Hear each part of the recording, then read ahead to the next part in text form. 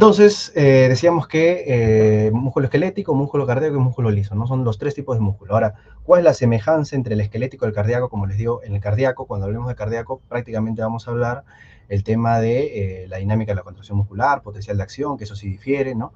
Pero en respecto histológicamente tiene lo mismo. Tiene el complejo troponina-tropomiosina, tiene los filamentos de actina-miosina, ¿no? Ahí vamos a ver una gran diferencia, que es el límite del sarcómero, ¿no? Que lo vamos a hablar después, pero de ahí lo demás es similar porque ambos son músculos estriados, ¿no? O sea, ya el hecho de que sea un músculo estriado, te puede decir que es esquelético, ¿no? ¿Por qué se llama músculo esquelético? Porque es un músculo con estriaciones, pero que está unido al hueso, ¿no? Son todos los músculos que tenemos. Y el músculo cardíaco también tiene estriaciones, ¿listo? Pero es el músculo del corazón, y obviamente la gran diferencia es que es involuntario también, ¿no? Porque el músculo esquelético, la propiedad que tiene, acuérdense que es voluntario, ¿no? Diferencias claras, puntuales, ¿no? Los que van a llevar ciencias básicas les pregunto, ¿listo? Y tienen estriaciones, ¿listo? El músculo cardíaco, como les digo, es también una forma especializada de músculo estriado, y la diferencia es que es involuntario, ¿no? Miren la primera pregunta, que era una pregunta básica, muchos se han confundido, porque desde ahí, desde el inicio de la pregunta, les decía que es un músculo que no posee estriaciones, ¿no? O sea, por lo tanto, desde ahí ya sabían que ni era esquelético ni era cardíaco, ¿listo? Entonces, obviamente ya si no sabían la parte histológica, ahí lo vamos a comentar, ¿ya? Porque el músculo esquelético, recuerden siempre que tiene células multinucleadas, y todas estas células se encuentran en su periferia, ¿no? Si ustedes ven una lámina histológica, ven ahí las fibras, todas en vertical, y los núcleos en los bordes, ¿listo? Son núcleos, múltiples núcleos periféricos. En cambio, el músculo cardíaco, algunas bibliografías te dicen que tiene solo un núcleo a nivel central, y otros te dicen que tiene de uno o hasta dos núcleos centrales. Muy bien, pero tiene estrías.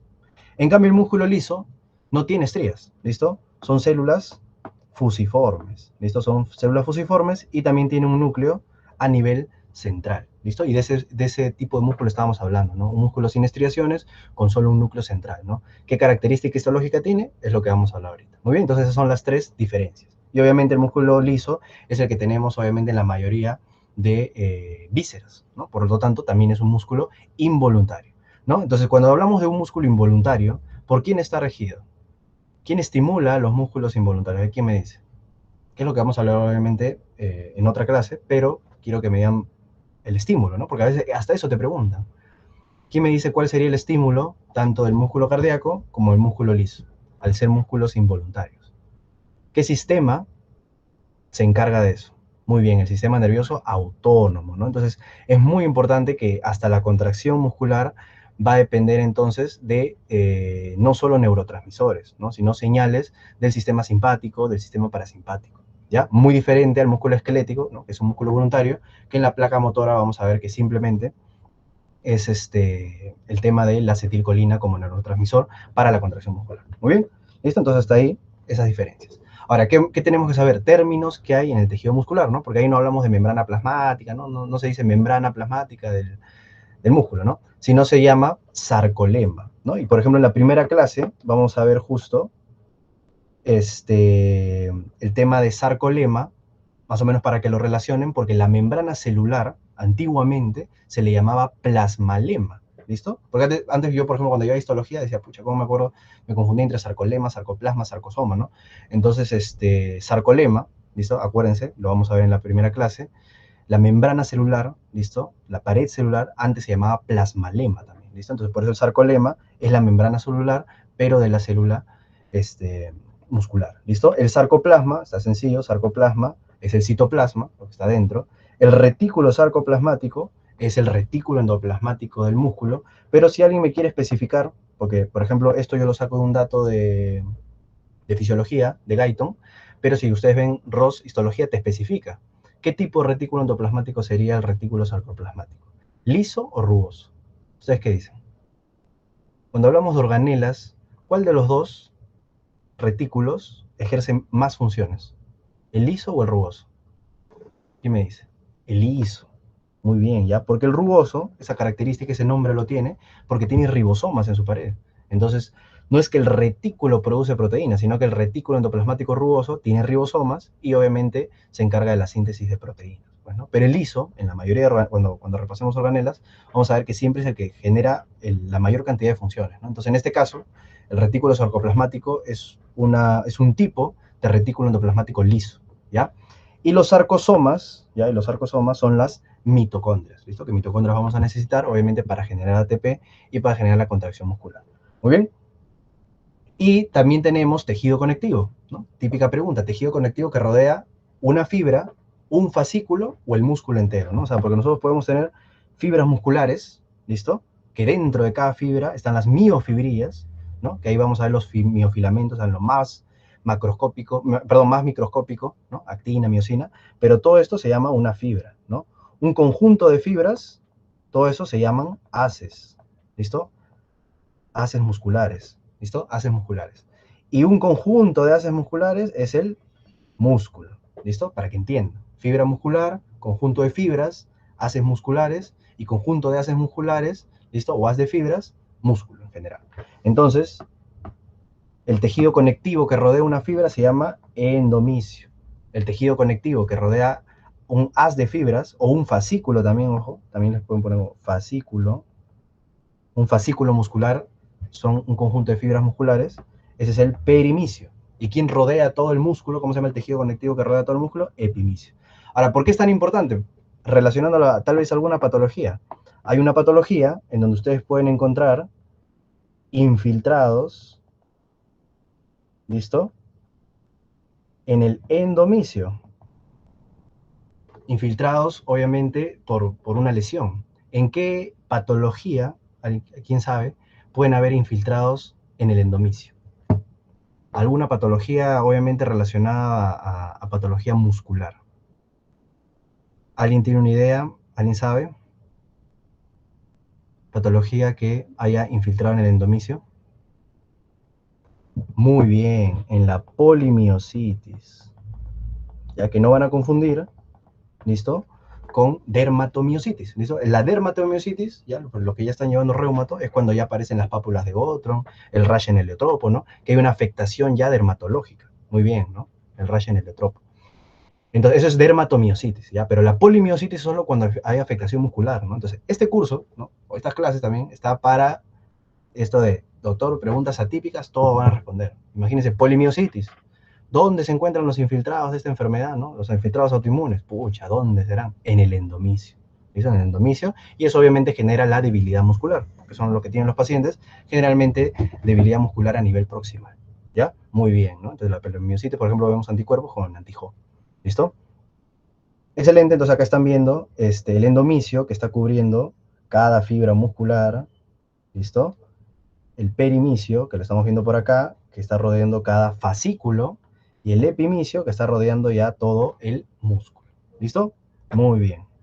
Ahora esto es lo más importante, ¿no? Primero, ver lo que es la ultraestructura, entender las partes de una fibra muscular, para que contracción muscular lo vean súper sencillo, ¿no? Entonces, cada fibra muscular te dice que contiene varios cientos, miles de miofibrillas, y cada miofibrilla tiene filamentos de actina y de miosina. Entonces, los filamentos de actina y miosina se van a interdigitar, que es lo que vamos a ver, que es la unidad contráctil, que es el sarcómero, ¿ya? El sarcómero. Entonces, el sarcómero, desde acá, bueno, acá se los he puesto, el sarcómero es la unidad estructural o funcional, como te dicen, del músculo. ¿Listo? Es la unidad contráctil. Y acá va una parte importante, porque cuando hablamos de músculo estriado, el músculo estriado tiene sarcómero, o sea, tanto el músculo esquelético como el músculo cardíaco. La gran diferencia es que en el músculo esquelético lo que delimita un sarcómero es la banda Z o línea Z, ¿no? Entonces acá están viendo, miren, la banda Z o línea Z es lo que delimita un sarcómero, ¿se entiende? En cambio, en el corazón no se llama banda Z o línea Z. ¿Quién sabe cómo se llama en el corazón?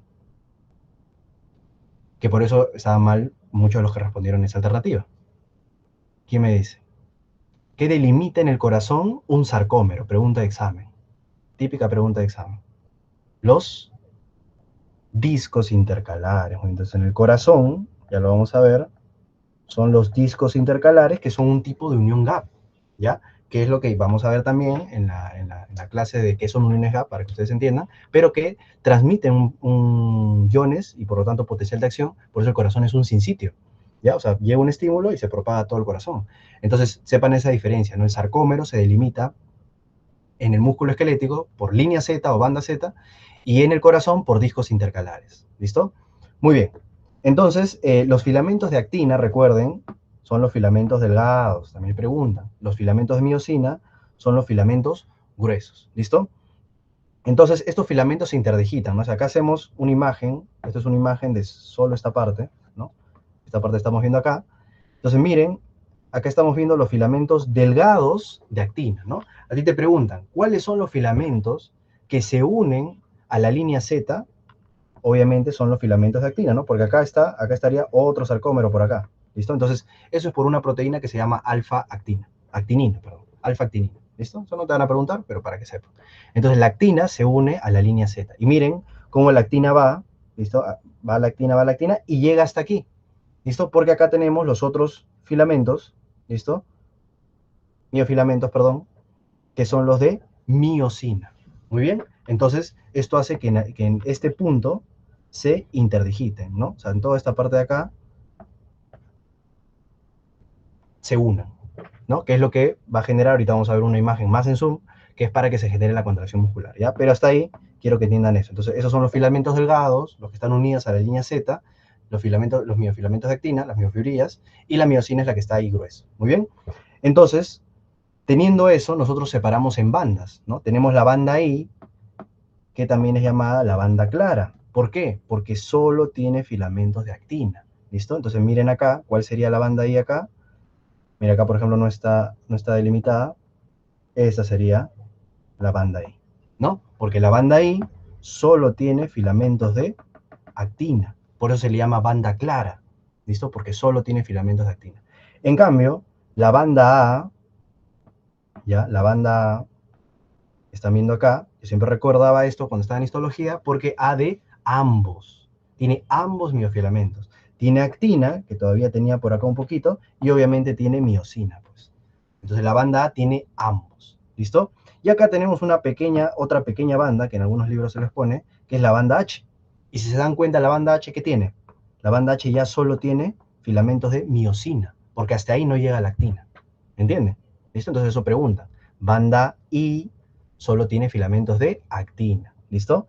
Banda A, ¿listo? Tiene ambos, miosina y actina. Y la banda H, que es la que está en el medio, solo tiene miosina, ¿ya? Y lo que divide a un sarcómero, también te pueden preguntar, es la línea M, pues, ¿no? Está a la mitad de la banda H.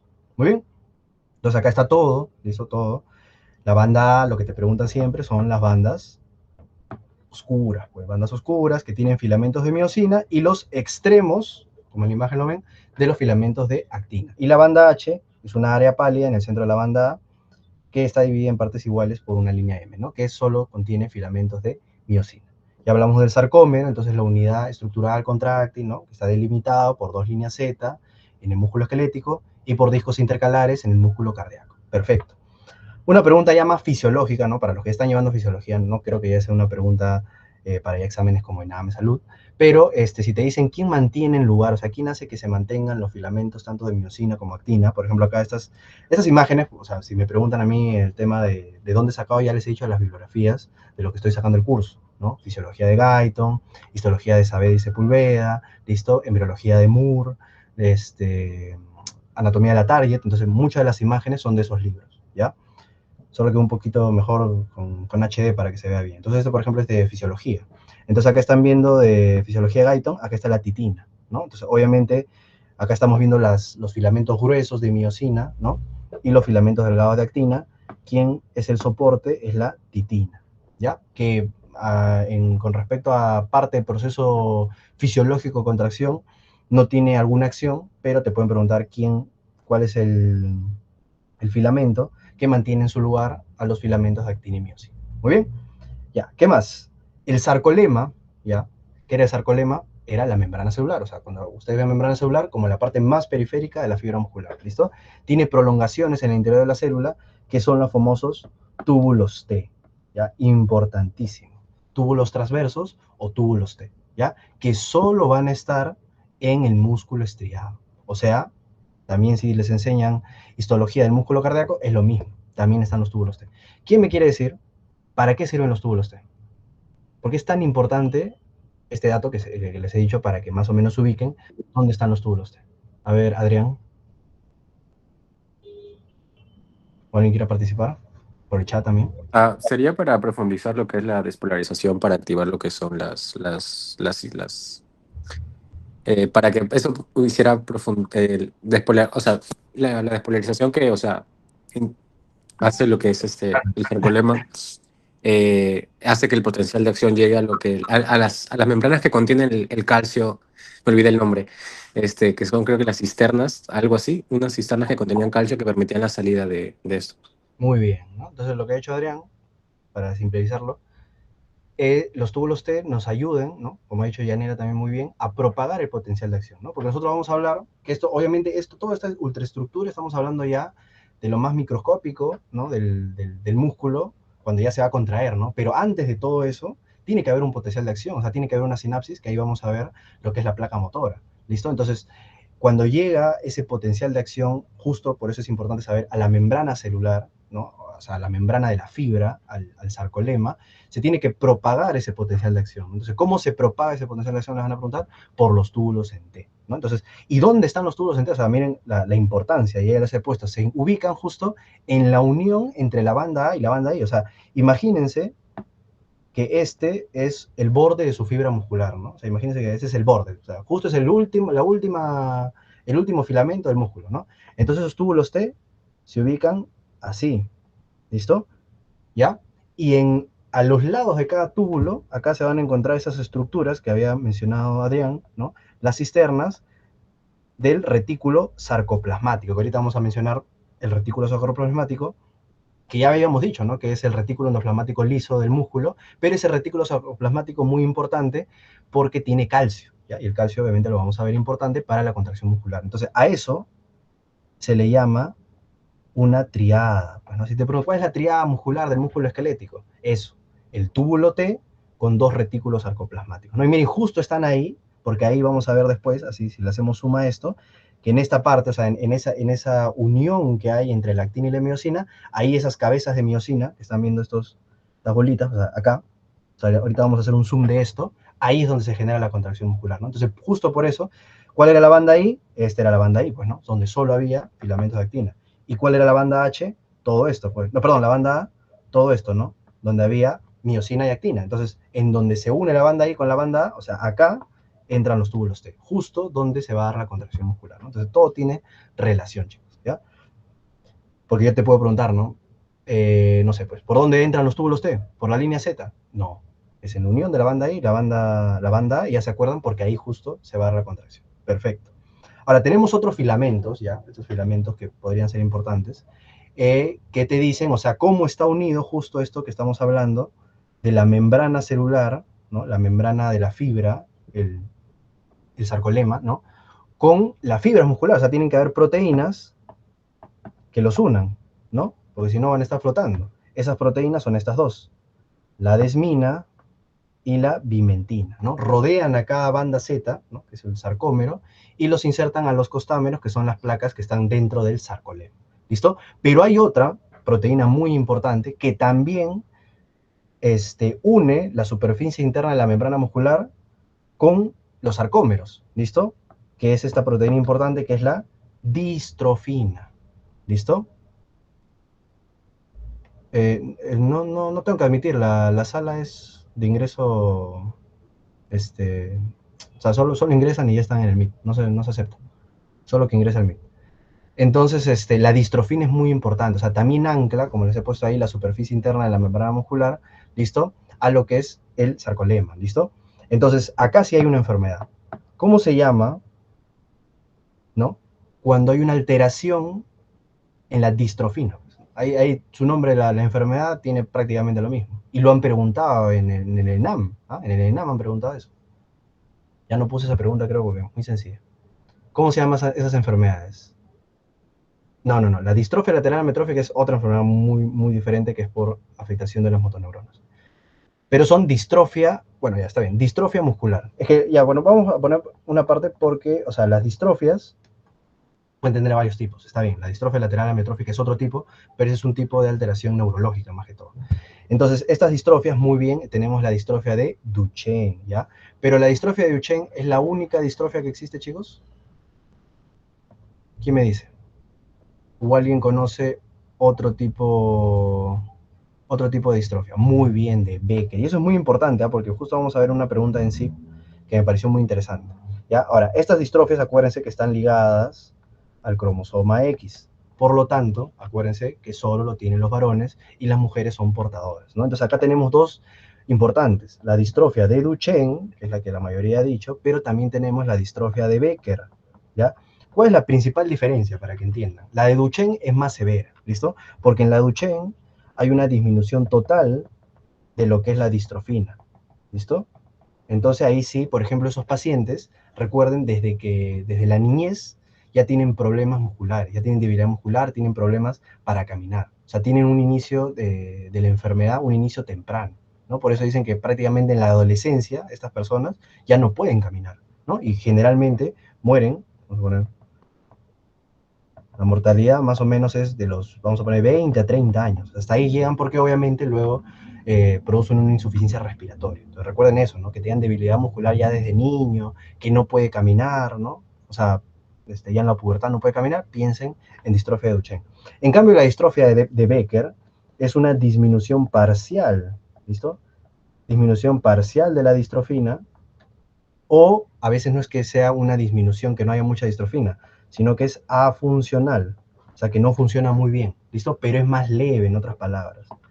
Tampoco es que sea buena, pero vamos a poner una carita así, ¿no?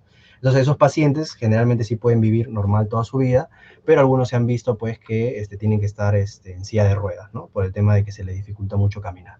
Pero entonces acuérdense eso, Duchenne es más grave, más severo, te pueden decir paciente que con insuficiencia respiratoria ya a edades tempranas, ¿listo? En cambio Becker es otro tipo de enfermedad muscular, ¿no? Que entraría a un tipo para entrar a un diagnóstico diferencial, ¿no? Porque una persona con debilidad muscular podríamos pensar en otras enfermedades que ya vamos a ver. Muy bien, pero entonces son dos tipos de distrofia asociadas a esta proteína que es la distrofina. Muy bien. Listo. Y acá tenemos nuevamente el sarcómero, miren, el sarcómero, lo que hemos visto, y el tema de la contracción, algo muy preguntado, ¿no? ¿Qué ocurre cuando el sarcómero se contrae? ¿Cuáles son las bandas que se acortan? ¿Cuál es la banda que se mantiene? Entonces, como ustedes están dando cuenta acá, miren, la banda A, nunca olviden la banda A, o sea, en la contracción, en la contracción, la banda A se mantiene, ¿listo? No se acorta, acuérdense, la que tiene ambos, para que, como mnemotecnia, ambos, como tiene ambas miofibrillas, ¿listo? No se acorta, es más resistente. En cambio, la banda I, miren, la banda I, la que solo tenía filamentos de actina, la banda I se acorta, ¿listo? La banda I, es la otra pregunta que les puse, la banda I se acorta. Y es más, y la banda H, ¿listo? En otras bibliografías se dice que la banda H desaparece, ¿no? Porque la banda H era esa que estaba ahí en el medio. Y como se están dando cuenta, ¿por qué? Porque la banda H era prácticamente una banda en donde solo habían filamentos de miosina. Y acá en la contracción, miren, se dan cuenta, ya no hay banda H, pues, ¿no? Porque todo en la contracción está interpuesto los filamentos de actina con miosina. ¿Listo? Te podrían decir también la banda H se acorta, ¿no? Pero generalmente desaparece, ¿no? Entonces, banda A se mantiene, banda I se acorta y banda H desaparece. Muy bien, ¿quedó claro, chicos?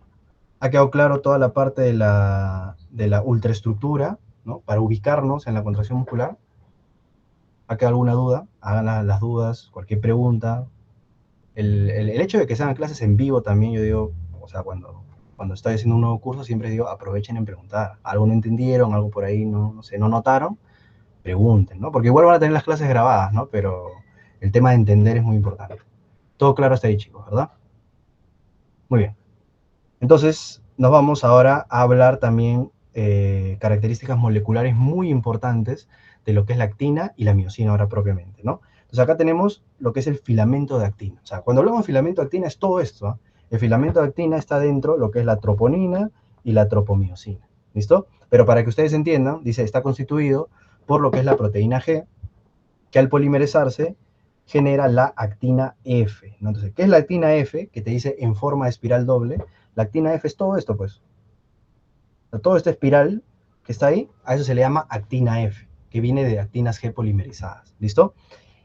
Y aparte, este filamento de actina tiene el famoso complejo troponina-tropomiosina, ¿no? Entonces, este complejo troponina-tropomiosina, para que se entienda mejor, el filamento de actina es solo lo que está clarito, ¿no? En sí la tropomiosina, vamos a pintarlo así, la tropomiosina que está de celeste es esto, ¿ya? Pero si nosotros es como que ese sea su tubo y la tropomiosina lo está envolviendo así, ¿listo? Entonces la tropomiosina, recuerden, lo envuelve, ¿ya?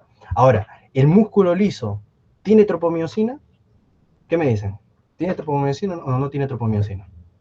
Pregunta importante. El músculo liso. ¿Quién me dice? ¿Sí o no? Rápido. ¿Alguien quiera participar? ¿Sí o no?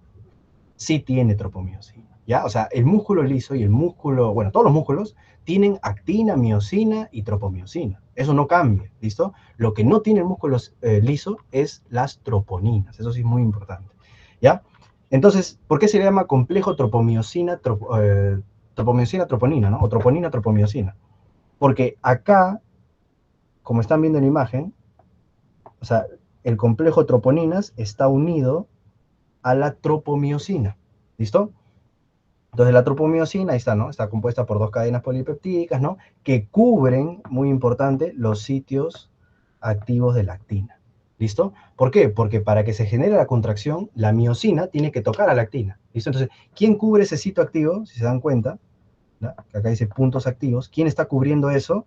La tropomiosina, ¿no? En esta imagen, bueno, se ve como que no lo está cubriendo del todo, ¿no? Pero los cubre, los tapa. ¿Listo? Que ahorita cuando veamos la dinámica de la contracción muscular, vamos a ver cómo se destapa ese sitio activo. Muy bien. Y las troponinas es un complejo de tres troponinas. La troponina I, que es de inhibitoria, tiene una afinidad por la actina, pero ¿para qué? Para inhibirla. ¿Listo? La troponina T, ¿T de qué? Es la que está unida directamente a la tropomiosina. Y la troponina C, muy importante, que es la que se une a la que se une el calcio. ¿Ya? La que se une el calcio que vamos a ver en la contracción muscular. ¿Listo? Entonces, tropomiosina envuelve todo el filamento de actina, ¿listo? Y las troponinas son un complejo que está ahí, que la troponina I tiene afinidad por la actina, que lo inhibe. La troponina T tiene afinidad directamente con la tropomiosina y la troponina C tiene afinidad con el calcio. Muy bien. Y esto explica también, por eso les digo que esto solo está, este complejo de troponinas, solo está en músculo estriado. ¿Listo? Es por eso mismo que cuando hay un infarto, pedimos enzimas cardíacas. Pues cuando pedimos enzimas cardíacas, ¿qué son? Pues troponinas. ¿Listo? Porque obviamente al haber un infarto, al haber necrosis, se libera, se rompe, por así decirlo, la fibra, es como que tú agarres, se necrosa, se rompe y se liberan las troponinas. ¿Me entienden? Entonces, no es muy específica del corazón, si se dan cuenta. Entonces, ¿por qué? Porque sabemos que el músculo esquelético también tiene complejo troponina-tropomiosina, ¿no? Pero la única manera que también se eleven las troponinas, en el caso de una afectación muscular, no es por un problema muscular como polimiositis, ¿no? Por infiltrados o debilidad muscular. Tendría que haber necrosis del músculo, ¿listo? Pero sepan que no es simplemente cuando dicen troponinas, solo se elevan en patología cardíaca, no, también se podría elevar en necrosis muscular de músculo esquelético, ¿ya? Pero ya saben de dónde viene, pues, ¿no? Por eso siempre pedimos, sobre todo las más específicas, que es la troponina I y la troponina T. Muy bien. Y el filamento de miosina, recuerden que está compuesto por 6 cadenas, ¿no? 2 cadenas pesadas, ¿listo? Y 4 cadenas ligeras. Acá estamos viendo cómo las 2 cadenas pesadas forman una hélice hasta los extremos, ¿no? Y estas son las 2 cadenas ligeras. Por eso a ti te dicen, ¿quién conforma la cola de la miosina? Las 2 cadenas pesadas. ¿Quién conforma la cabeza? A veces en el Guyton, por ejemplo, te dicen, las cabezas se forman por las cadenas ligeras. Y está bien, ¿no? Porque los 2 pares de cadenas ligeras, cada par está en un extremo de la cabeza, ¿listo? Pero acuérdense que los extremos, también un extremo de las cadenas pesadas, también forma parte de la cabeza de miosina. Ojo, ¿eh? Entonces, si la cabeza de miosina está formado por un extremo de la cadena pesada y un par de cadenas ligeras. ¿Listo? Ahora, si te preguntan solo por una, ¿lo conforma una cadena ligera o cadena pesada? Ya ustedes dicen cadena ligera. Muy bien. Ya, y lo más importante, que fue una de las preguntas, ¿no? La cabeza de miosina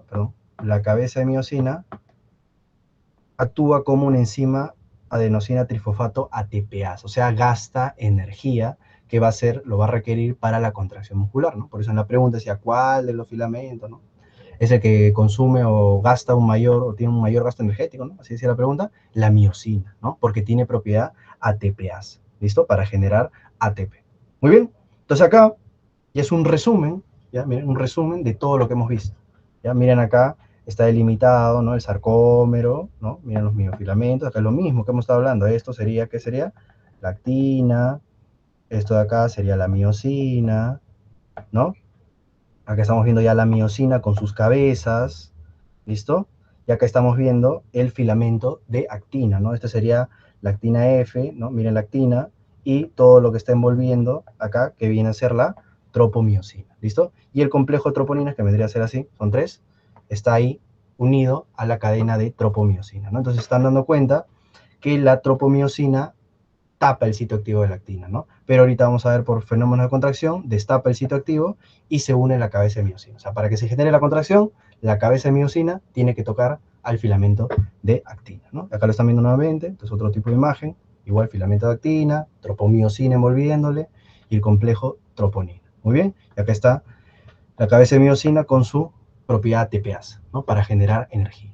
Muy bien, entonces si ustedes entienden todo eso, contracción muscular, o sea, ya cuando hablamos de fisiología, sencillísimo, chicos, sencillísimo, ¿ya? Ahora, para terminar en la parte, bueno, histológica, anatómica, hablar del tipo de fibra muscular, eso también es muy importante. Existen 3 tipos de fibras musculares, o a veces lo clasifican en 2 tipos de fibras musculares, ¿no? Tipo 1 y tipo 2, ¿no? El tipo 1 es también llamado fibras musculares, acuérdense, oxidativas, ¿listo? Y el tipo 2, que hay tipo 2A y tipo 2B, son llamadas las glucolíticas, ¿no? Entonces, en otras palabras, cuando a ti te hablan de oxidativo, es porque requiere oxígeno, ¿no? Entonces, miren, se dan cuenta, las tipo 1 tienen alto contenido de mioglobina, ¿no? Que es una proteína, porque contiene bastantes, acá no he puesto en ese resumen, pero contiene bastantes mitocondrias, ¿no? Porque ustedes acuérdense, la mitocondria es la organela donde vamos a producir energía, ATP, necesita oxígeno, ¿listo? Por eso tiene un sistema energético aerobio, ¿no? Y la resistencia a la fatiga es alta, ¿no? Acuérdense, cuando ustedes hacen deporte, acá vamos a hablar también muchas cosas para los que les gusta ir al gimnasio, ¿no? Hacen ejercicio. Cuando ustedes hacen ejercicio, cuando hablamos de un ejercicio aerobio, es porque necesitamos oxígeno. Y ese ejercicio aerobio es un ejercicio de resistencia, ¿no? Ustedes corren y todo eso. Y eso es muy importante, chicos, ¿ah? Porque estas fibras, tipo 1, ¿listo? También son llamadas, por ejemplo, fibras lentas, ¿listo? Fibras lentas, porque su contracción es lenta, ¿no? Acá estamos viendo su potencia y velocidad de contracción es lenta, pero te ayuda a la resistencia. Y también son llamadas fibras rojas, ¿no? Por la cantidad de mioglobina que tienen. Entonces, ¿por qué es importante saber esto, por ejemplo, en la vida real? Porque ustedes saben ya qué tipo de proteínas o qué tipo de proteína animal ustedes consumirían para consumir este tipo de fibras, ¿no?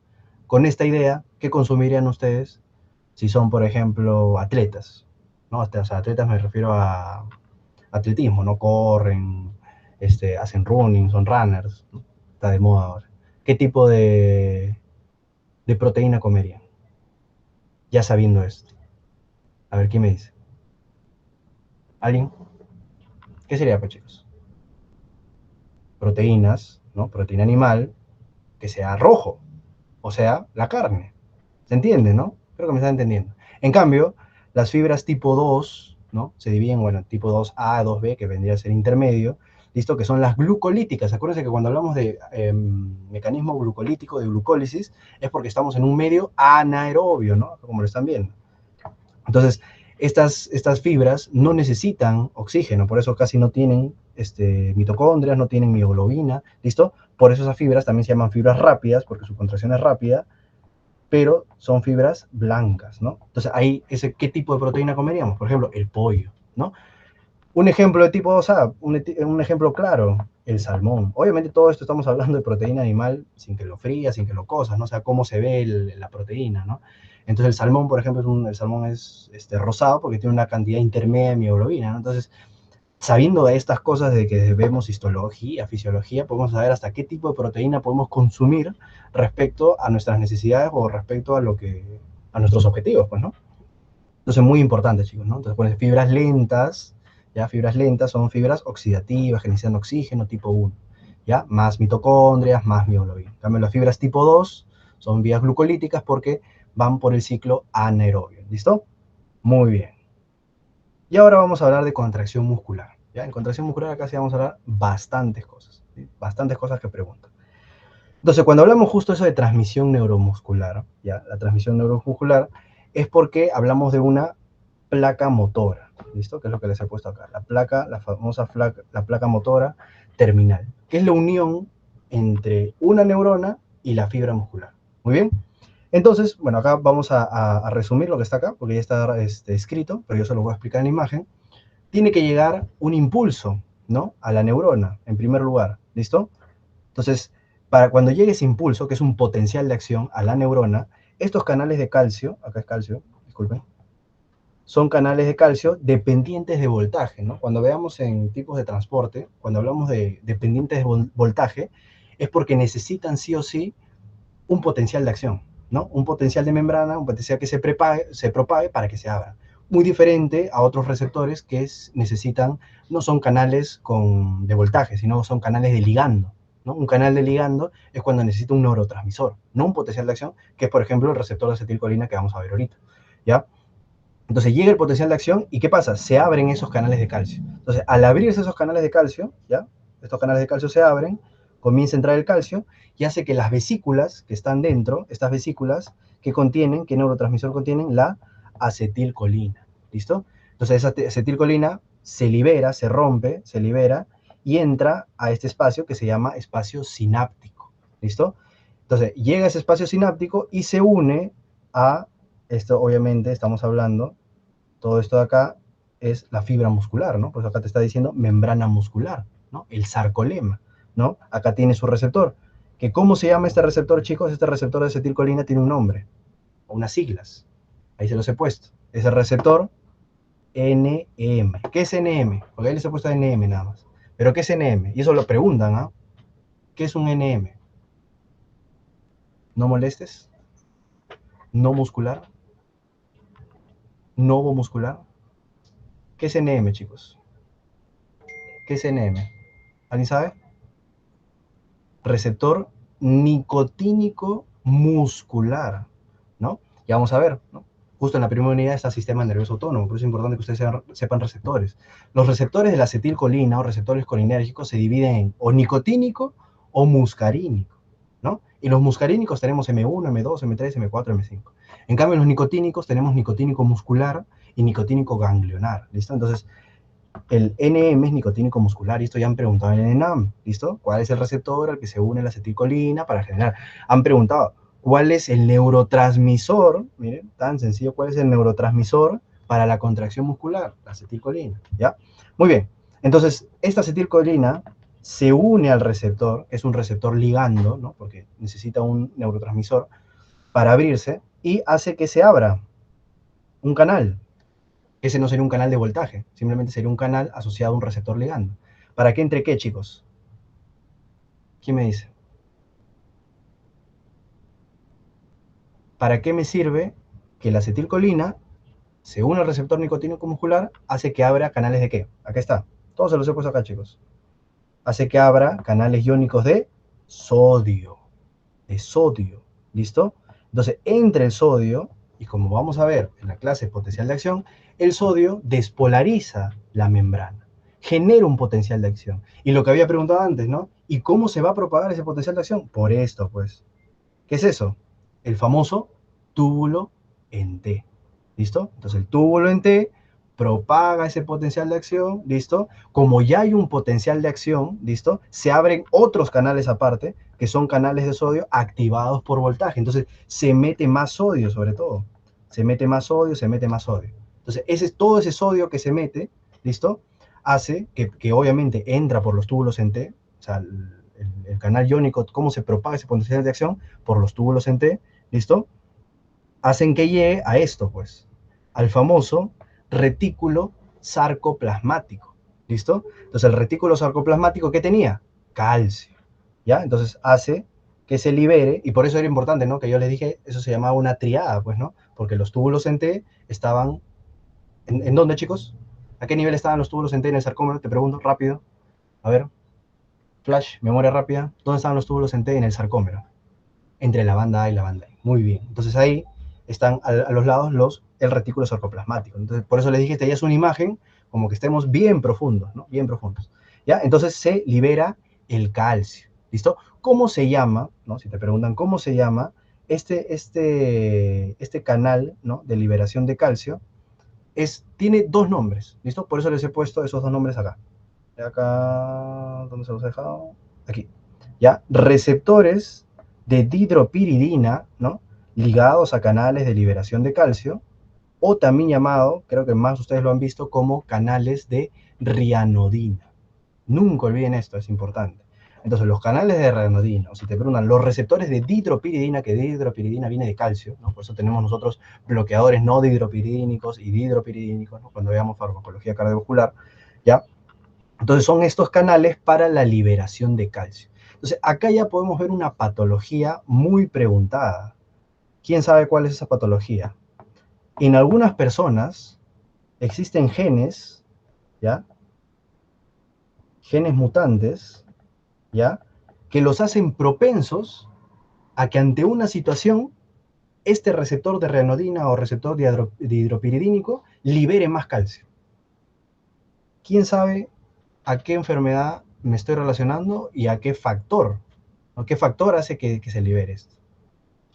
¿A qué enfermedad más o menos está relacionada con los receptores de rianodina? ¿Alguien sabe, chicos? Eso es muy preguntado, ¿eh? Han preguntado en salud, han preguntado en ENSIP. Muy bien, la hipertermia maligna, ¿no? Entonces, ¿y a qué está relacionado? Eso me lo han preguntado hasta en el residentado. ¿A qué está relacionado? ¿Cuál es el exacerbante, ¿no? Para que se genere eso. Bloqueadores polares, ya, o sea, pero específicamente ¿qué? O sea, más que bloqueadores, son, ¿alguien sabe, chicos? Anestésicos, ¿ya? Sobre todo anestésicos inhalatorios. Acá muchos ejemplos siempre te ponen, por ejemplo, el alotano, ¿no? Los que siguen clases de fármaco, seguro han visto el alotano, que ya no se usa, justo por este efecto adverso, ¿no? O el isoflorano también, ¿ya? Entonces son anestésicos que en personas que son propensas, o sea, que tienen, o sea, ustedes pueden tener este gen, no lo saben hasta que les pongan una anestesia, generan que se libere, ya vamos a poner acá, hacen que que se abra, que hay una abertura mayor de estos canales de rianodina.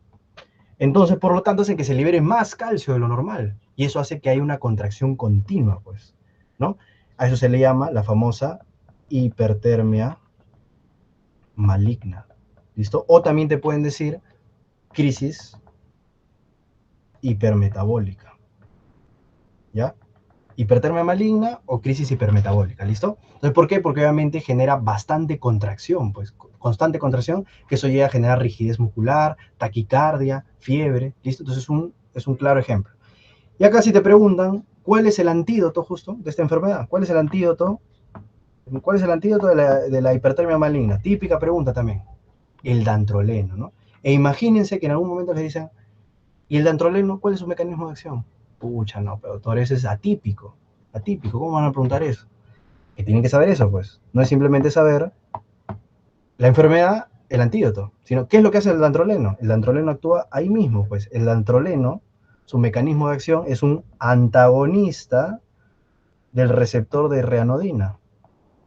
Ya lo saben, porque es el antídoto. ¿Listo? El dantroleno. ¿Listo? El dantroleno bloquea el receptor de rianodina, por lo tanto es el antídoto. Muy bien. Bueno, pero esa imagen ya es el tema de la repolarización, ¿no? Una vez que se ha generado la contracción muscular, lo que pasa es que el calcio, obviamente, es nuevamente insertado, ¿listo? Al retículo sarcoplasmático. Recuerden acá, hay una proteína, si te preguntan, la calsecuestrina, así, ¿no? Calsecuestrina secuestra el calcio o sea, esa calsecuestrina puede llegar hasta, en el Guyton dice hasta 40 moléculas de calcio, puede secuestrar, ¿no? Para, obviamente, nuevamente almacenarlo en el retículo sarcoplasmático y usarlo luego para la contracción muscular, ¿listo? Puede ser por estos canales, los mismos canales, o estos canales cerca, ¿no? Canales cerca que acá les he puesto, que son bombas de calcio ATPase, ¿listo? Y eso es la contracción muscular, chicos, ¿ya? O sea, hasta ahí.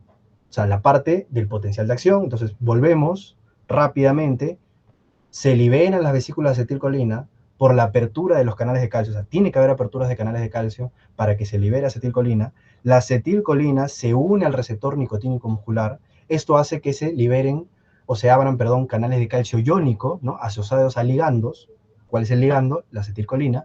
Y esto hace que se comience a generar un potencial de acción. Luego que se genera un potencial de acción, como hay un potencial de acción, se abren canales de sodio dependientes de voltaje y entra más sodio. ¿Listo? Entra más sodio. Y esto que entra el sodio genera un potencial de acción que se propaga y llega al retículo sarcoplasmático, que por medio de los receptores de ranodina liberan calcio del retículo sarcoplasmático. Sencillísimo. Ahora, ¿qué pasa con ese calcio? ¿Dónde está? Acá. Ya, bueno, por acá lo vamos a poner, ¿no? Ese calcio, o bueno, lo voy a poner acá ya. Ese calcio llega aquí. Ese calcio que se liberó, ¿no? Que está en el sarcoplasma, ¿no? En el citoplasma de la fibra muscular, llega aquí, a la troponina C, ¿no? Y al llegar a la troponina C, se une a la troponina C y es como que jala todo el complejo troponina. Y al jalar el complejo troponina, también jalas a la tropomiosina. ¿Y qué es lo que haces? Liberas el sitio activo. Y eso hace que ya la cabeza de miosina se pueda unir a la actina y se genere la contracción muscular. ¿Ven? Y eso es todo. Esa es la fisiología de la contracción muscular, ¿no? Acá les estoy, bueno, acá ya les he dejado todo eso. Miren, acá se liberan los puntos activos y ya la cabeza de miosina, como bisagras, generan la contracción muscular. Muy bien. Ahora, patologías asociadas, ¿ya? Patologías asociadas. ¿Cómo se llama a la enfermedad en donde los canales de calcio están bloqueados? Por lo tanto, al estar bloqueados los canales de calcio, no se puede liberar acetilcolina. Y por lo tanto generarían una enfermedad. Esto se llama, todas estas enfermedades que veamos, son enfermedades de la placa motora. Muy bien. Síndrome de Lamberton. Entonces, el síndrome de Lamberton, recuerden, genera debilidad muscular. Es una de las miopatías, ¿no? Pero ya saben por qué. Mecanismo de acción. Se bloquean los canales de calcio y por lo tanto no se libera. ¿Qué otra cosa? Las vesículas, ¿ya? Las vesículas podemos bloquearlas para que no se libere, bueno, no es que podemos, ¿no? Pero hay una enfermedad que bloquea la liberación de las vesículas. ¿Quién sabe cómo se llama esa enfermedad? Muy bien, el botulismo, ¿no? Por el Clostridium botulinum. Pero muchas veces nosotros, por ejemplo, cuando tenemos vejiga, ¿no? Vejiga hiperactiva, ¿no? Que la vejiga hiperactiva, o sea, la vejiga es un tipo de músculo liso también, que necesita obviamente de la acetilcolina, por ejemplo, ¿no?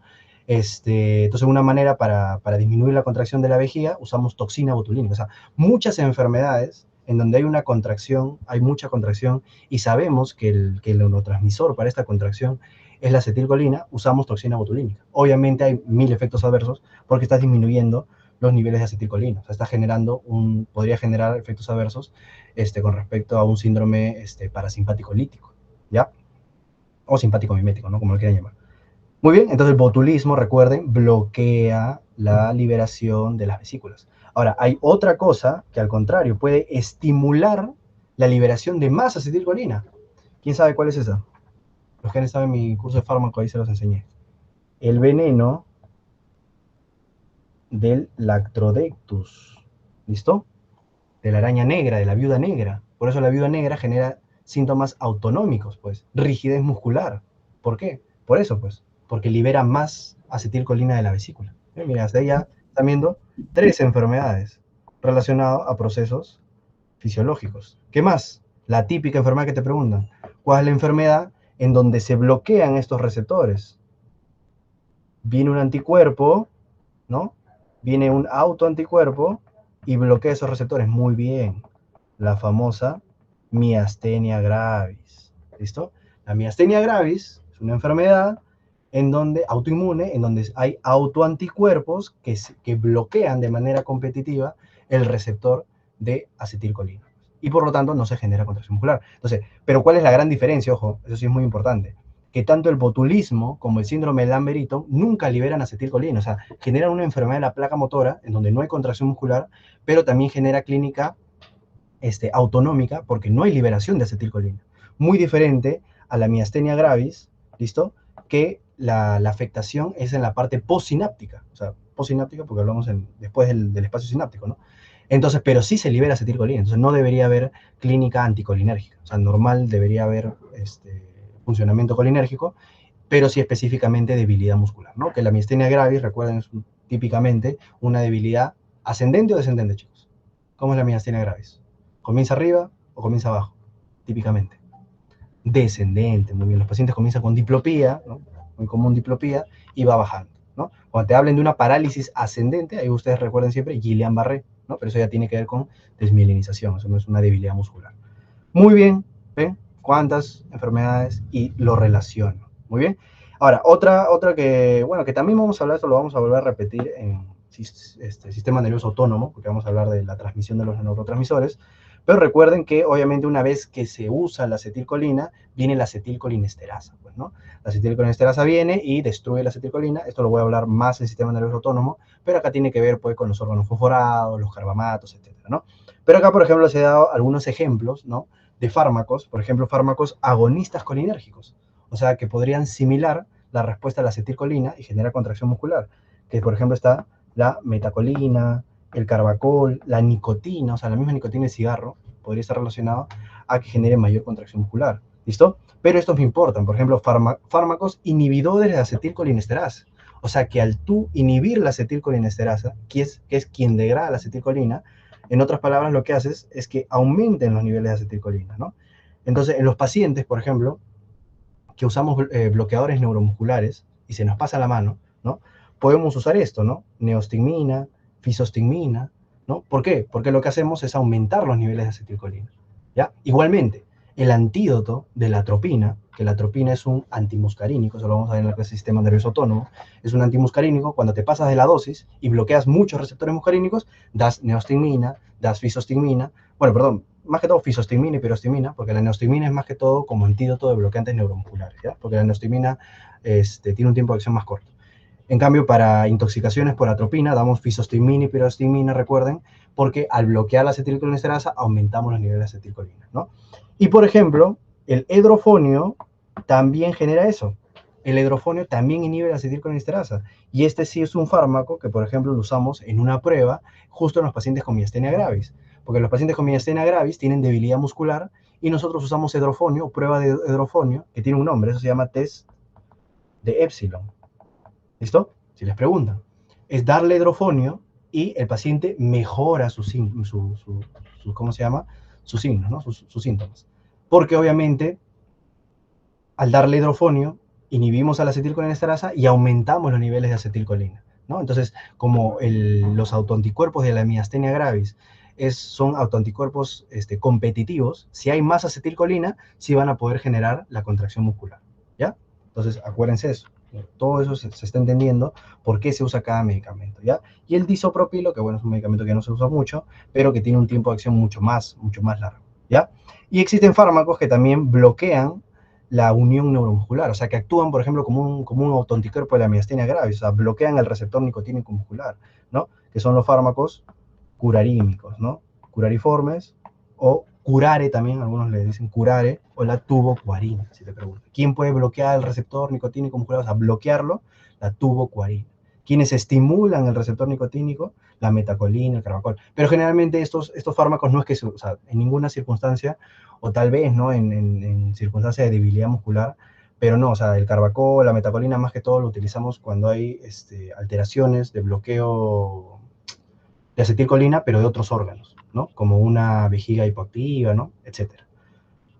Muy bien, o fenómenos por ejemplo, de miosis, ¿ya? Muy bien. Ya, ¿y qué más? Fuentes de energía. Esto es muy importante y les va a interesar mucho a los que hacen ejercicio, como les decía. Tenemos tres fuentes para que se genere la contracción muscular, ¿listo? La fosfocreatina, la glucólisis y el estrés o el metabolismo oxidativo, ¿listo? Entonces te dicen, la primera fuente es la fosfocreatina, ¿listo? Es la primera que restaura el ATP, ¿listo? Pero ¿qué pasa? La fosfocreatina solo genera una contracción, o sea, llega a perdurar la contracción de 5 a 8 segundos. Entonces, ¿qué es la fosfocreatina? Pues la fosfocreatina es lo que ustedes consumen, o el que consume, que va al gimnasio, que es la famosa creatina. Por eso la creatina es el único suplemento, avalado científicamente, que sí está demostrado que genera una mayor ganancia muscular. Porque tú al dar creatina, ¿no? Que generalmente es 1 gramo por cada 10 kilos de peso, ¿no? Tomas esa dosis de creatina y si vas al gimnasio, obviamente, porque no es simplemente que tomas creatina, es que vayas al gimnasio, hagas ejercicios de fuerza, ya aumentas el tiempo de contracción, por lo tanto generas una hipertrofia, ¿ya? Entonces, muy importante.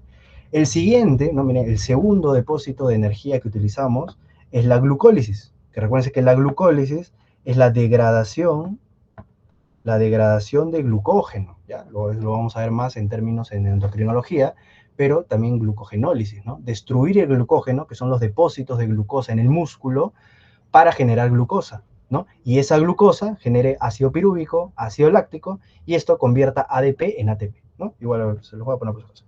¿Ya? El glucógeno, por hidrólisis, ¿ya? Genera glucosa, esta glucosa genera ácido pirúvico, ácido láctico, eso es más que todo bioquímica, y esto hace que se transforme el ADP en ATP. Ahora, acá hay algo muy importante que es una pregunta que han hecho ahora último, ¿ya? Obviamente, el mecanismo de glucólisis es ante ausencia de oxígeno, ¿no? Ya hemos dicho, la glicólisis es cuando no hay ausencia de oxígeno. ¿Qué tipo de fibras son esas, chicos? La glucólisis. ¿En qué fibras encontramos mecanismo de glucólisis? Rápido. Fibras 1, fibras 2. Muy bien, fibras 2. Excelente. 2B, Aquí va que el glucógeno, nosotros encontramos glucógeno en dos partes. Recuerden, en el músculo y ¿en dónde más? ¿Dónde tenemos bastante reserva de glucógeno, chicos? En el hígado. ¿Y cuál es la gran diferencia entre los dos? ¿No?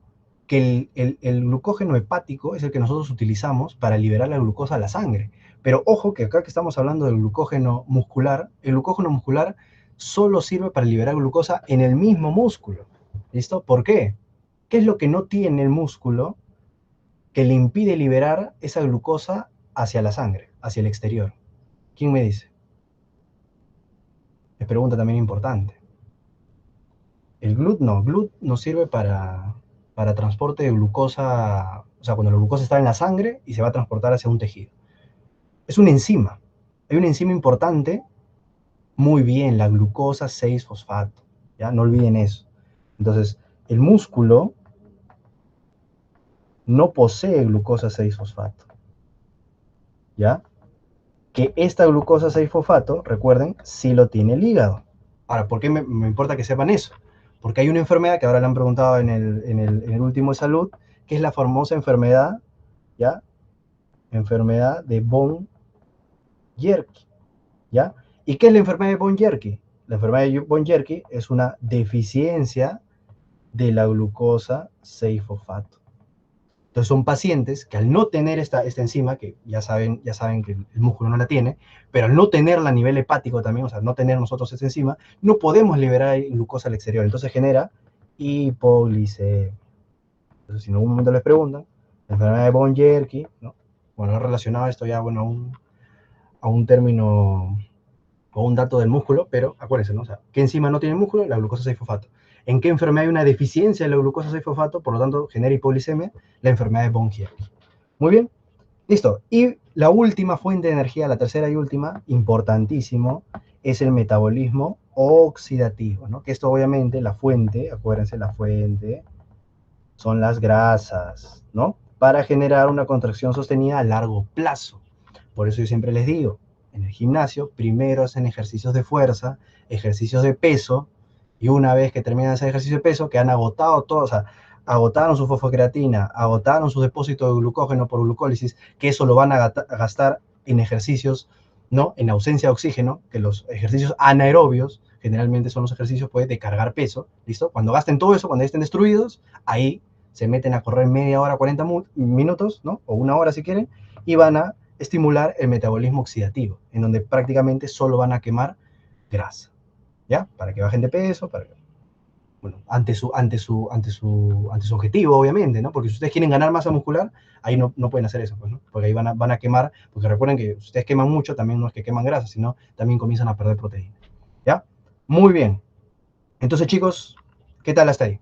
¿Se entendió todo? ¿Entendieron? O sea, los procesos fisiológicos y entendieron la relación con respecto a las patologías, a ejemplos de la vida, etcétera. ¿Sí? ¿Alguien tiene alguna duda? ¿Alguien levantó la mano?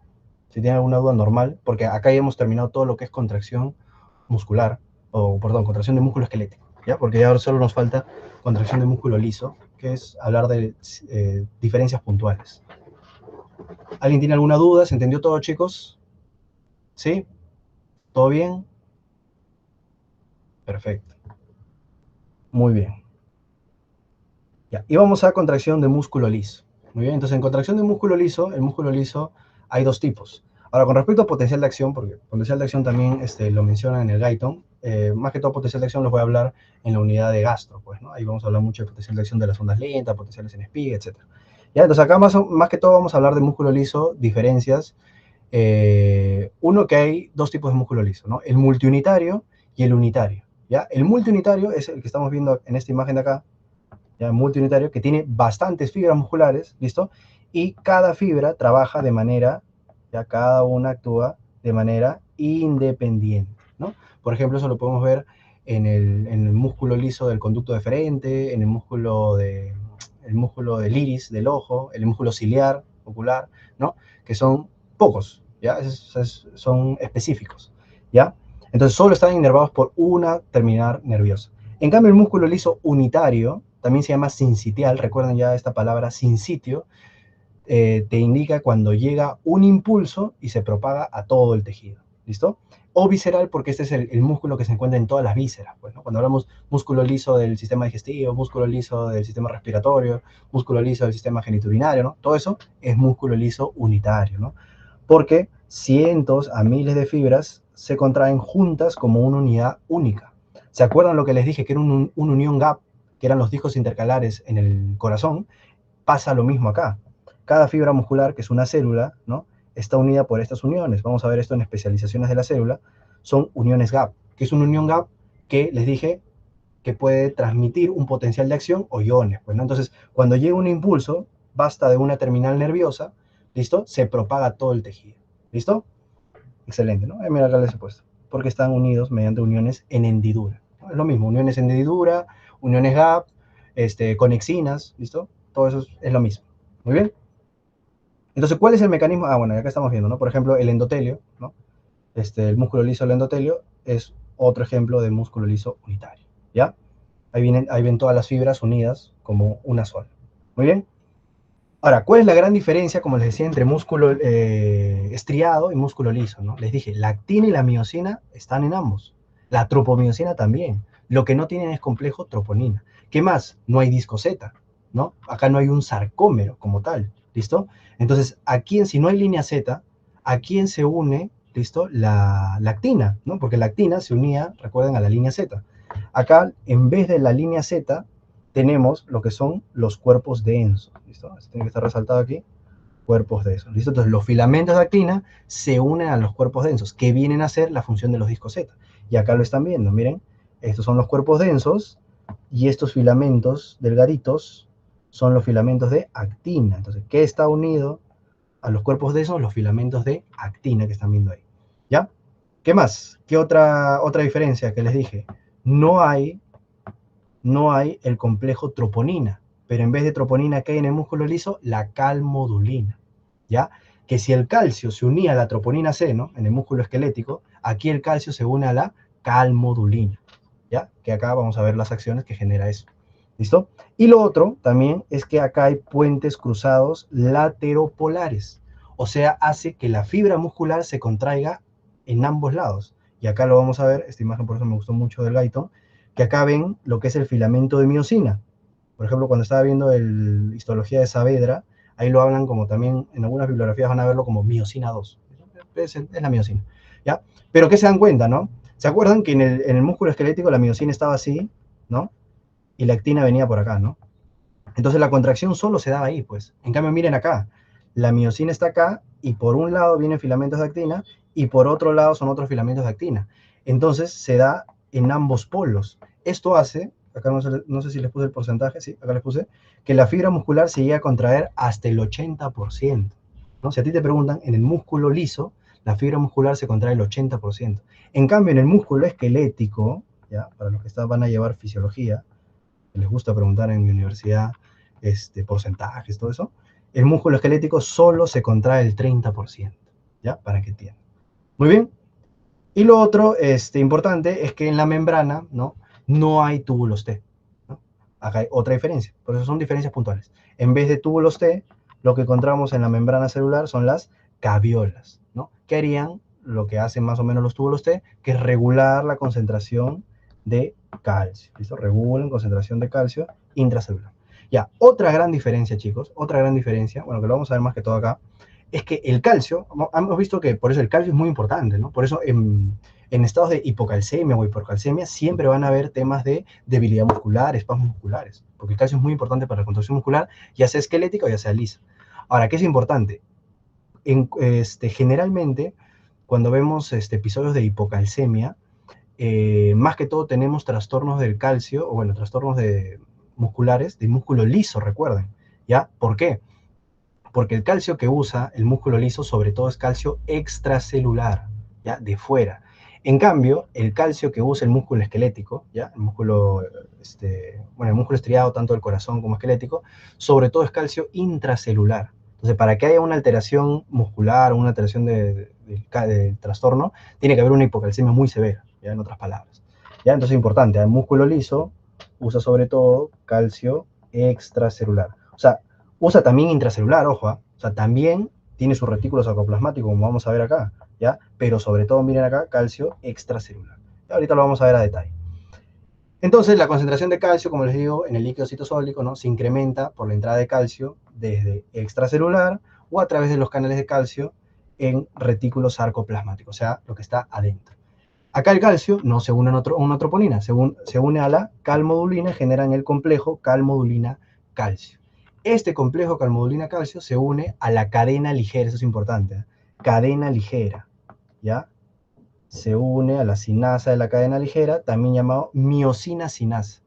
Y esto hace que active a la cabeza de miosina. O sea, por eso les decía, la estructura de la contracción es igual. O sea, en el músculo liso también se tiene que unir cabeza de miosina con el puente de actina para que se genere la contracción. ¿Listo? Entonces, pero ¿qué es importante que sepan acá? La calmodulina de calcio no se une a la cabeza, se une a la cadena ligera, que viene a ser la cola, ¿listo? O bueno, parte de la parte de la cola, en este caso la miosina, y activa la cabeza de la miosina. ¿Listo? Entonces la cabeza reguladora de miosina, ya fosforilada, que genera que se pueda unir el filamento de actina, ¿no? Repetidamente con la cabeza de miosina, perdón.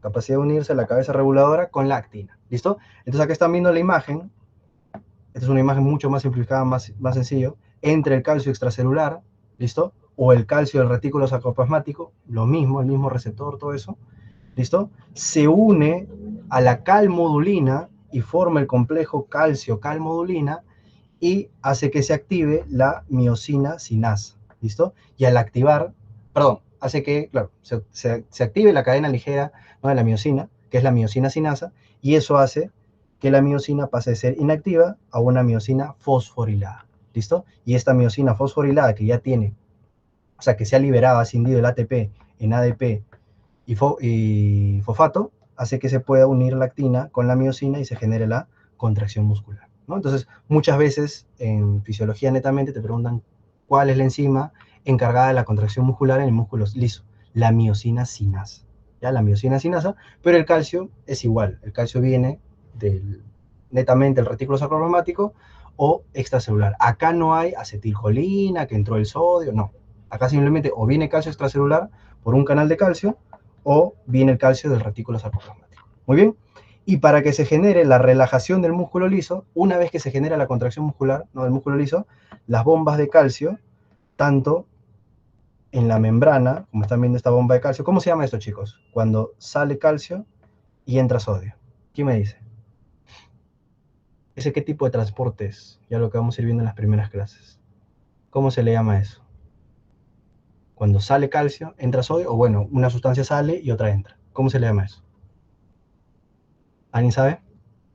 Se le llama cotratransporte o antiporte. Es un tipo de transporte activo secundario, recuerden, ¿ya? Entonces sale calcio o el mismo, acá también está el receptor, ¿se acuerdan? El cerca, ¿listo? Igual también mete calcio, ¿listo? Ahora, ¿qué es lo importante de eso? Que todas esas bombas necesitan ATP, ¿listo? Necesitan energía y son de acción lenta. Eso hace que ustedes sepan, que siempre recuerden que el músculo liso tiene una contracción más lenta, pero más duradera, ¿listo? Que el músculo esquelético. Muy bien. Y acá tenemos una segunda enzima, ¿ya? Que ya no es la miosina sinasa, sino que se llama miosina fosfatasa, ¿ya? ¿Por qué? ¿Cuál es su función? ecin del fosfato que habíamos tenido acá, ¿no? El fosfato que se había liberado acá para que se genere la contracción, ecin del fosfato de la cadena ligera reguladora, ¿no? Haciendo que se interrumpa el ciclo y se genere la relajación. Entonces acá estamos viendo ahora la miosina fosfatasa, ¿no? Que interrumpe y disminuye la miosina fosforilada. Y esto genera relajación. ¿Ven? Entonces, miosina sinasa estimula, activa para la contracción muscular a la miosina, y la miosina fosforilasa, ¿no? Lo contrario, lo inactiva para la relajación. Y listo. Eso es todo lo que tienen que saber de contracción. ¿Ya? Acá no hay línea Z, hay cuerpos densos. Acá no hay túbulos T, hay caviolas, que eso es lo que regula la liberación de calcio. O sea, es más, las caviolas están acá. Son como agujeritos que hay acá en el músculo, en la fibra muscular del músculo liso. Muy bien.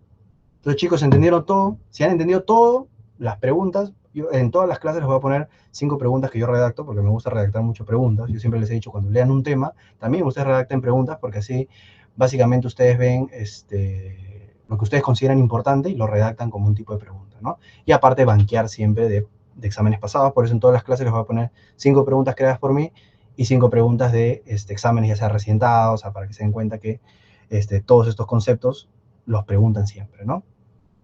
Entonces, chicos, ¿hasta ahí alguna duda? ¿Preguntas? ¿Todo quedó claro? ¿Sí? Excelente. A ver, vamos a ver las preguntas, rápido. Entonces, esa es la pregunta que puse, ¿no? Dice, en una biopsia de músculo estriado se observa una fibra con núcleo central, diámetro reducido y ausencia de estriación. Entonces, ¿de qué músculo estamos hablando? Si tiene núcleo central y ausencia de estrías. Ese es un músculo. ¿Qué tipo de músculo, chicos? Esquelético, cardíaco, liso. Liso. Entonces, ¿cuál de todas estas características es el músculo liso? ¿Tiene sarcómero? No tiene sarcómero. ¿Tiene núcleos periféricos? No, pues ya hasta la misma alternativa te la descartaba. ¿Tiene discos intercalares? No, pues porque el disco intercalar es del corazón. ¿Qué tiene? También tiene actina, también tiene miosina, pero sin troponina. Pues, ¿no? Y muchos se han confundido. No olviden, chicos, los 5 primeros, ¿ya? Si están en el curso, mándenme para ya ir sumando sus puntajes. Y acá, un varón de 25 años realiza ejercicio intenso y se analiza la contracción de sus fibras musculares estriadas. Durante la contracción máxima del sarcómero, ¿qué cambio pasa? Les dije, ¿qué cambio pasa en el sarcómero? ¿Listo? Cuando hay contracción. A, B, C o D. A ver quién me dice. ¿Qué pasa con el sarcómero? ¿Disminuye la banda A? ¿Aumenta la banda A? ¿Disminuye la banda I? ¿O se separan los discos Z? ¿Cuál sería la respuesta ahí, chicos? A, B, C o D. La C, muy bien. Disminuye, recuerden, disminuye, se acorta la banda I, se mantiene la banda A y desaparece la banda H. Acá, otra pregunta. Varón de 22 años presenta debilidad muscular por alteración en el acoplamiento, excitación, contracción. Se identifica un defecto en la interacción con el receptor de ditropiridina. ¿Cuál es ese receptor? El receptor de reanodina. ¿Cuál es la consecuencia directa de esa alteración? O sea, si bloquea eso, ¿cuál era la función del receptor de reanodina? ¿Para qué nos servía ese receptor o receptor de hidropidina? Para liberar calcio del retículo sarcoplasmático. Por lo tanto, la consecuencia, si se bloquea, es reducción de liberación de calcio desde el retículo sarcoplasmático. Muy bien. Siguiente. Un paciente recibe un fármaco experimental que impide la unión del calcio a la troponina. ¿Cuál de los siguientes eventos se verá directamente afectado en el músculo esquelético?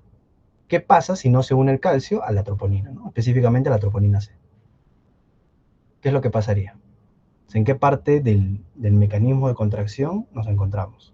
Si no se unía el calcio a la troponina C, ¿qué pasa? La troponina C no iba a jalar el complejo troponina, por lo tanto no se iba a desplazar la tropomiosina y no se iba a liberar el sitio activo. Muy bien. Y última pregunta. Varón de 62 años con hipertensión arterial recibe un fármaco experimental que inhibe la miosina sinasa. Inhibe a la miosina sinasa de cadena ligera en el músculo liso. ¿Cuál será el efecto directo de esta inhibición? ¿Por qué? Justo tiene relación, ¿no? O sea, ¿por qué un paciente con hipertensión arterial, ¿no? Acuérdense, la miosina sinasa lo que hacía que era activar a la miosina, ¿no? Para que se genere contracción. Entonces nosotros al inhibir, nosotros en otras palabras estamos generando relajación del músculo liso, ¿no? que acuérdense que el endotelio es un tipo de músculo liso, por eso lo usamos para hipertensión arterial. Por lo tanto, acá lo que haríamos es, muy bien, disminución de la fosforilación de la cadena ligera de miocina. Excelente. A ver acá. ¿Cuál es la proteína que consume la mayor cantidad de ATP durante la contracción muscular? Acá ya les he dejado, miren, en ZIP, el último en ZIP del año pasado. ¿Cuál es en que tiene acción ATPasa, ¿no? Para generar la contracción, miocina, actina, troponina o distrofina. ¿Cuál es, chicos? Obviamente, pues, ¿no? La miocina. Muy bien. Varón de 35 años sometido a apendicectomía, minutos después, dice, recibe succinilcolina, ojo que es un bloqueante neuromuscular, ¿no? Ojo, desarrolla rigidez muscular, taquicardia, elevación de la temperatura, ¿no? Ahí agréguenle también, ¿no? O sea, por ejemplo, los bloqueadores neuromusculares también pueden generar la hipertermia maligna, aparte de los anestésicos, ¿ya? ¿Cuál es la complicación? Bueno, ya se los dije, ¿no? La hipertermia maligna, mira, eso también nos preguntaron en el ENSIP, la hipertermia maligna, y el antídoto, ya saben, el dantroleno, porque el dantroleno bloquea el receptor de ranolín. A ver acá, niño de 6 años en silla de ruedas, quien hace 5 años presenta debilidad y hipotonía muscular, distrofia muscular en miembros inferiores y superiores, acude por dificultad respiratoria, se atribuye a una miocardiopatía dilatada. ¿Cuál es el diagnóstico más probable? A ver, chicos, ¿cuál es esa? Muy bien, esa es una distrofia de Duchenne, porque miren la edad, niño, ya distrés respiratorio, o sea, es muy abrupto, muy grave, ¿no? Una distrofia de Becker no va a generar eso, ¿no? A lo mucho te podría decir, llega con debilidad muscular nada más. Distrés respiratorio, no. Y miren, eso preguntaron en el ENAM del 2024, en la distrofia muscular de Duchenne, ¿cuál es la proteína deficiente? Distrofina. ¿Ves? Tetina ni siquiera existe, es titina, ¿no? ¿Para qué servía la titina, chicos? Pregunta de fisiología. ¿Para qué servía la titina? Ya para ir acabando, ya es la penúltima pregunta. Titina, ¿para qué servía? Mantener en el lugar la actina y la miosina. Y esta fue una pregunta que me hicieron en mi examen del año pasado recién dado, que me gustó mucho. Miren, ahora sí vienen las preguntas. Fue un examen, como dijeron, con bastantes ciencias básicas, ¿no? Dice, mujer de 56 años acude con consulta por fatibilidad que empeora con la actividad física, se alivia con el reposo, con dificultad para deglutir y en ocasiones regurgitación por la nariz. Debilidad proximal, tosis bipalpebral, o sea, caída de párpados, es tosis, para que sepan, reflejos osteoteninosos aumentados. Miren, se le aplica fisostigmina, que saben que es un inhibidor de la acetilcolinesterasa, o sea, hace que aumenten los niveles de acetilcolina, y tiene mejoría clínica. Entonces, todo paciente, ¿no?, que tiene debilidad muscular, que mejora con un inhibidor de acetilcolinesterasa, es porque tiene que miastenia gravis, ¿no? Porque miastenia gravis ya saben que es que se está bloqueando el receptor nicotínico muscular. Entonces, ¿cuál sería el mecanismo fisiopatológico que explica el cuadro? ¿Cuál sería, chicos? Muy bien, disminución del número de receptores activos de acetilcolina en la porción postsináptica de la membrana muscular. O sea, larga las alternativas, pero sencillísimo. Muy bien, chicos, entonces con eso hemos terminado